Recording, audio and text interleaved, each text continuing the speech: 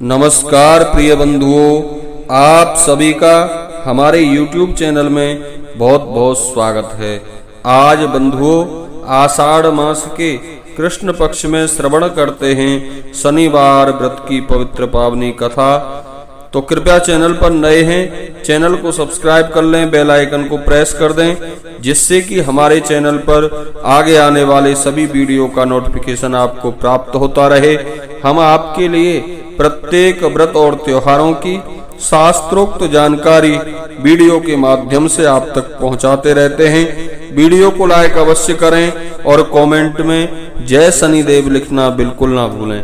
शनिवार व्रत में शनिदेव महाराज की विशेष पूजा अर्चना करने के उपरांत हमें शनिवार व्रत की कथा अवश्य ही श्रवण करनी चाहिए। जो लोग शनिवार का व्रत नहीं करते हैं वह भी यदि शनिवार व्रत की कथा श्रवण करते हैं तो शनि महाराज की कृपा उनके ऊपर भी होने लगती है।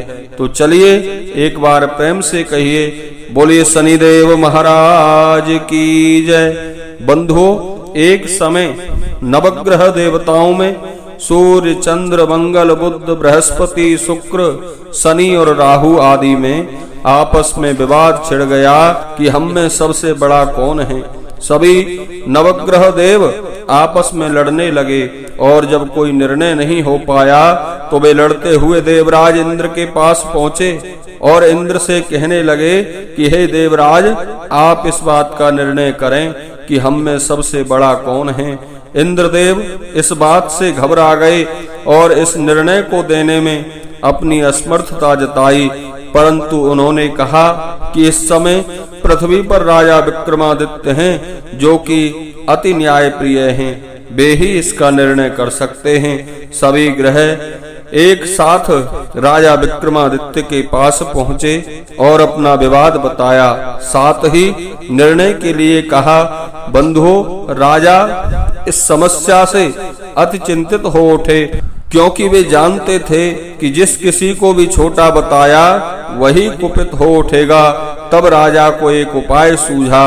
उन्होंने स्वर्ण, रजत, कांस्य, पीतल, सीसा, रांगा, जस्ता, अब्रक और लोहे से 9 सिंहासन बनवाए और उन्हें उसी क्रम से रख दिया। फिर उन सब से निवेदन किया कि आप सभी अपने अपने सिंहासन पर स्थान ग्रहण करें। जो अंतिम सिंहासन पर बैठेगा वही सबसे छोटा होगा। इस अनुसार लोहे का सिंहासन सबसे बाद में होने के कारण शनिदेव महाराज सबसे पीछे बैठे तो वही सबसे छोटे कहलाए। उन्होंने सोचा कि राजा विक्रमादित्य ने यह सब जानबूझकर किया है। उन्होंने कुपित हो राजा से कहा, राजा, तू मुझे नहीं जानता।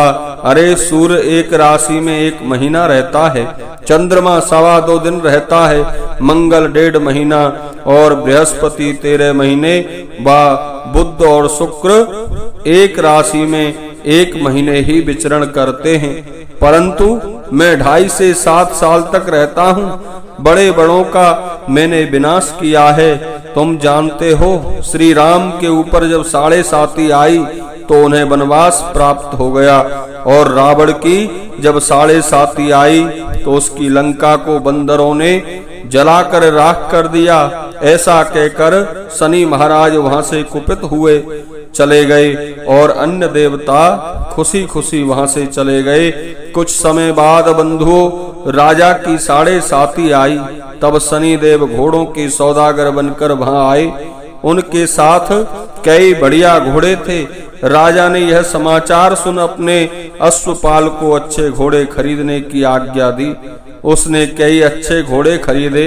वह एक सर्वोत्तम घोड़े को राजा की सवारी हेतु दिया और राजा विक्रमादित्य ज्यों ही उस घोड़े पर बैठा, वह घोड़ा सरपट वन की ओर भागने लगा और भीषण वन में जाकर अंतर ध्यान हो गया और राजा भूखा प्यासा वन में इधर उधर भटकता रहा। तब एक ग्वाले ने उसे पानी पिलाया। राजा ने प्रसन्न होकर उसे अपनी अंगूठी दी और वह अंगूठी देकर राजा जंगल से बाहर निकल गया। बाहर एक नगर में पहुंचा और वहां उन्होंने अपना नाम उज्जैन निवासी बीका बताया। वहां एक सेठ की दुकान पर राजा ने जल इत्यादि पिया और कुछ देर विश्राम किया। भाग्यवश उस दिन उस सेठ की बड़ी बिक्री हुई। बंधुओं, सेठ उसे खाना इत्यादि कराने और खुश होकर अपने घर ले गया। वहां उसने एक खूंटी पर देखा कि खूंटी के ऊपर एक हार टंगा हुआ है और उस हार को खूंटी निगल रही है। थोड़ी देर में पूरा हार गायब हो गया। कुछ देर पश्चात जब सेठ ने हार गायब देखा खूंटी से, तो उसने समझा कि बीका ने ही उस हार को चुराया है। सेठ ने बीका को कोतवाल के पास पकड़वा दिया। फिर राजा ने भी उसे चोर समझकर हाथ पैर कटवा दिए। वह चौरंगिया बन गया और नगर के बाहर फेंकवा दिया गया। वहां से एक तेली निकलकर जा रहा था, जिसे बड़ी दया आई और उसने बीका को अपनी गाड़ी में बिठा लिया। वह अपनी जीभ से बैलों को हाँकने लगा।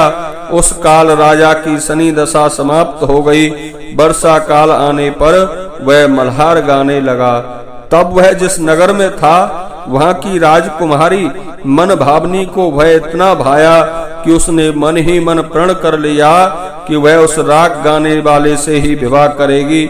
उसने अपनी दासी को उसे ढूंढने के लिए भेजा।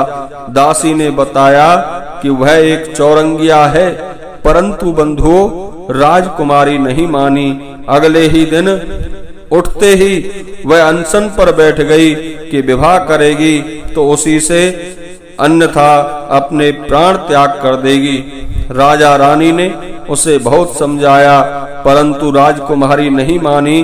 तो अंत में विवश होकर उन्होंने तेली को बुलावा भेजा और विवाह की तैयारी करने को कहा। और फिर उस राजकुमारी का विवाह बीका के साथ हो गया। एक दिन सोते हुए स्वप्न में शनिदेव ने राजा से कहा, राजा, देखा तुमने मुझे छोटा बताकर कितना दुख झेला है। तब राजा ने उसी क्षण क्षमा मांगी और प्रार्थना की कि हे शनिदेव, जैसा दुख मुझे दिया है किसी और को ना दें। शनिदेव बंधुओं राजा की प्रार्थना से मान गए और कहा कि जो मेरी कथा श्रवण करेगा, व्रत करेगा, उसे मेरी दशा में कोई दुख ना होगा। जो नित्य मेरा ध्यान करेगा, जो चींटियों को आटा डालेगा, उसके सारे मनोरथ पूर्ण होंगे। साथ ही राजा को हाथ पैर वापस दिए। प्रातः काल आंख खुलने पर राजकुमारी ने देखा तो वह आश्चर्यचकित रह गई। बीका ने उसे बताया कि वह उज्जैन का राजा विक्रमादित्य है। सभी लोग अत्यंत प्रसन्न हुए। जब सेठ को यह बात पता चली तो वह राजा के पैरों में गिरकर क्षमा मांगने लगा। तब राजा ने कहा कि वह तो शनिदेव का कोप था, इसमें तुम्हारा किसी का कोई दोष नहीं है। सेठ ने फिर भी निवेदन किया कि मुझे शांति तभी मिलेगी जब आप मेरे घर चलकर भोजन करेंगे। सेठ ने अपने घर नाना प्रकार के व्यंजनों से राजा का सत्कार किया। साथ ही सबने देखा कि जो खूंटी हार निगल गई थी, वही अब उस हार को उगल रही है। सेठ ने अनेकों मोहरें देकर राजा का धन्यवाद किया और अपनी कन्या श्री कबरी से पाणी ग्रहण करने का निवेदन किया।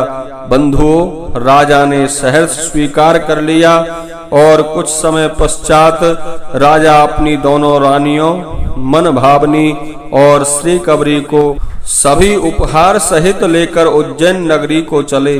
वहां पर पुरवासियों ने नगर की सीमा पर उनका बड़ा सत्कार किया।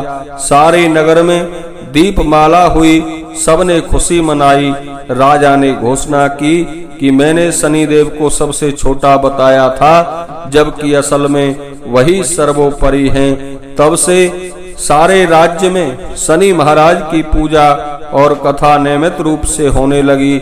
सारी प्रजा ने बहुत समय खुशी और आनंद के साथ व्यतीत किया।